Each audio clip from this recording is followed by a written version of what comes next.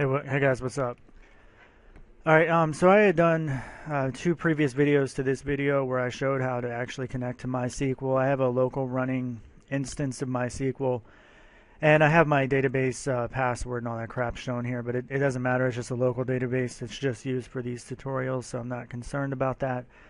But what you have here is in the previous video, we just went ahead and we hooked to MySQL.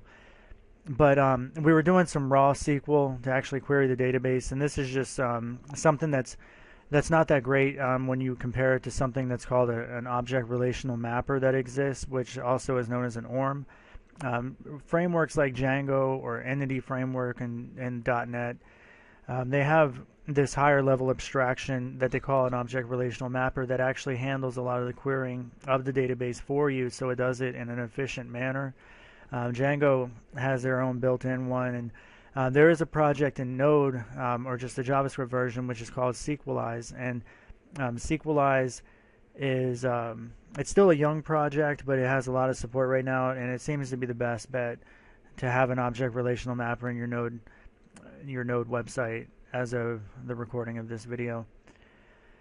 So a couple of the requirements, though, is that if you haven't followed along in the previous two videos, you do have to have npm install MySQL, because that is needed for Node to be able to communicate with MySQL, and it's also needed for Sequelize. Now I've already actually installed Sequelize, but I'm going to do it again. And all we have to do is just say npm install Sequelize.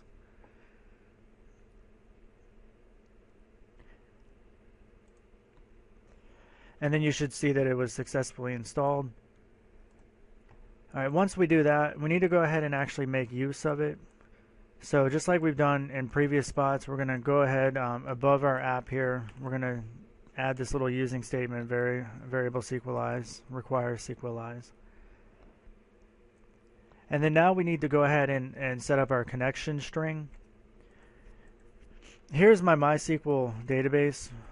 If I show tables, there's no tables. The name of my database is called Post because the project is called Post. So I'm going to go ahead and create the connection string down here, and I'll go ahead and say this is the connection string. Not really a connection string, but connection object. And you can see that the name of the database is Post. The name of the user is root, and then the password is testing123.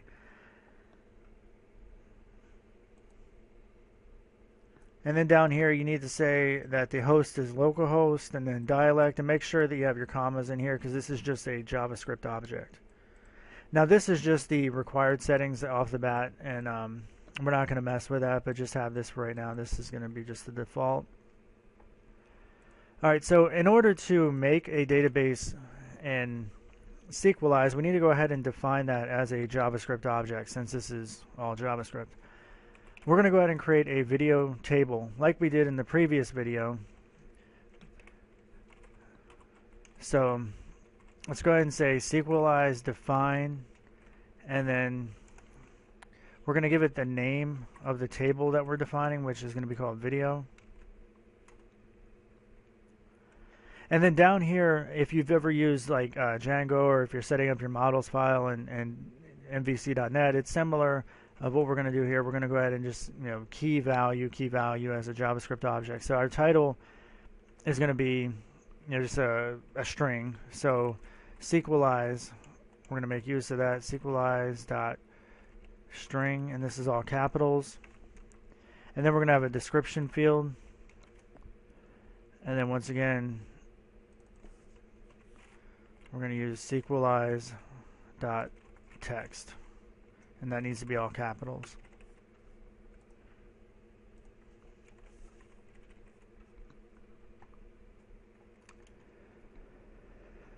So let's go ahead and create this database. And the way we do that is we actually have to call Sequelize sync.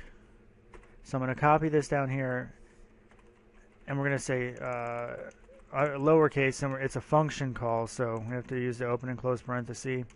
And this will create a database table if one does not exist already. So if one doesn't exist, this will go ahead and create it. If it does exist, it'll be ignored.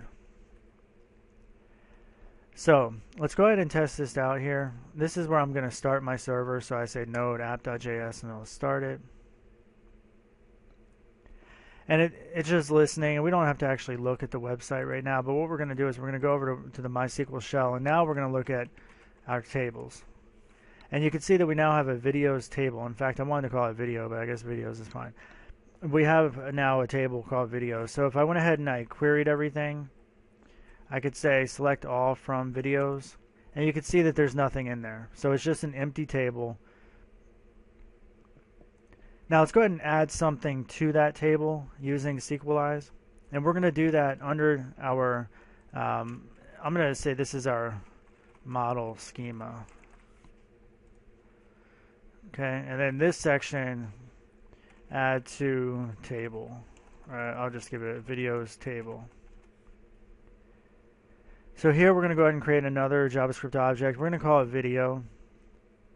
And we're going to, actually, you know what, that's not what we're going to do. We're going to use the video model that we've already created. So we have this object that we've already created. So we're going to make use of it by saying video.create. And then in here, we're going to actually give it the values that we need to go ahead and set. So we have a title value. And this could be whatever you want your title to be. So we'll say node tutorial.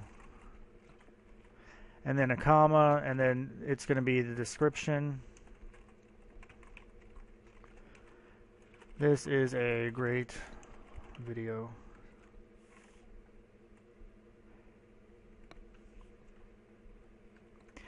Now we're going to use a shortcut, which is probably the best way to just get this thing done. We're going to say then function, and we're passing in the actual object that we just created. Dang it.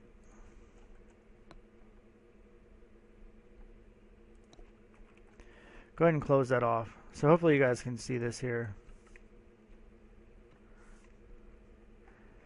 So just take a moment. This is, and so we're basically we're saying then, and then we're passing in a function that takes in the object that's getting created by this video.create command. And we need to call task.save. And it's a function call, so go ahead and have the open and close parenthesis, but we're passing this in. So what we're doing is we're basically saying create this object, put it in a database table, and save it to the database. Instead of actually creating an actual object and then having to call it save, it's better just to do it in one swoop. So that is what we're doing here. So let's go ahead and we'll stop our server. And when we run it again, you're going to see that it gives two commands. It runs on the port 3000, and then you can see that it went ahead and it actually inserted some data into the database. So now if we go over to our MySQL shell, and we're going to go ahead and select everything from videos, we now have one result back, which is the result that we just added. So node tutorial, this is a great video, blah, blah, blah, and then automatically it does created that and updated that, which is a MySQL thing. So anyway, guys, that's how we get started with Sequelize, how you set up a table, a database schema, how you insert into the table. And you know, we might as well go ahead and take one out too, so we can do that as an example. All right, so if we want to update, let's go ahead and close this thing back down. And I'm going to kill the app too. And what we want to do is we actually want to comment this out, because what we do, we don't have any sort of restrictions on this, so we can actually duplicate. Like if this thing ran again, if we started the server again, this thing would execute again, and you'd have a duplicate entry in your database table, and you probably don't want that. You probably want some sort of check going on, but we're not covering that in this particular video.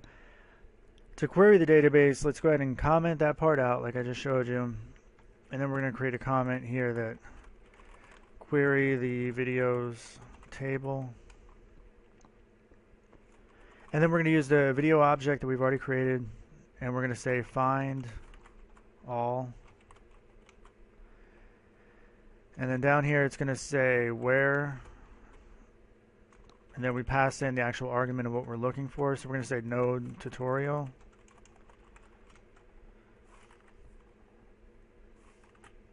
And then after this, we need to go ahead and chain another function onto this. So we're saying function, we're passing in, and we'll just call this found object. I have extra parenthesis there. So we're chaining on a function to that database call, because otherwise, because of the asynchronous nature of JavaScript, it wouldn't wait for the result of querying the database, and querying the database is always going to be your slowest bottleneck. So that's why we need to chain on this additional function to say, hey, after you get the data, then do this next function and pass in the found data that you have. This could be null, and we probably want to check for null, but we're not going to do that for this thing, example. We just need to get on with it, and we're going to say we found this title plus found object. And because find all returns a list, I need to actually say return the first object dot title, because this could have more than one object, and typically if you have more than one object, you'd probably want to actually run this through a loop. So this is a piss poor example, I apologize, but you would normally run this through some sort of for loop to iterate over every object. But in this case, we know there's only one object that can be found in the database, so we're just going to assume it's there. Alright, now if I go ahead and I'll run the app,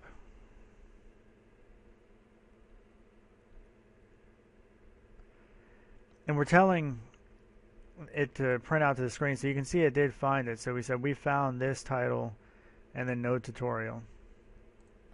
And that's where we actually found our object. Once again, because this returns a list of objects or an array in JavaScript, you would iterate over each one.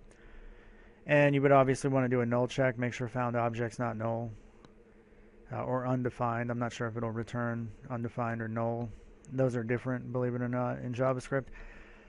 And just so you'd want to check for that, make sure your program's a little bit more robust. And obviously, you also want to have a better database schema too, where maybe you have like a unique title so it doesn't allow duplicate entries, because if we didn't comment this code out, it would have created an additional entry into the database, which you probably don't want. Alright guys, so that is my video here on how to use a database with Node.JS. Alright, thanks for watching. Bye.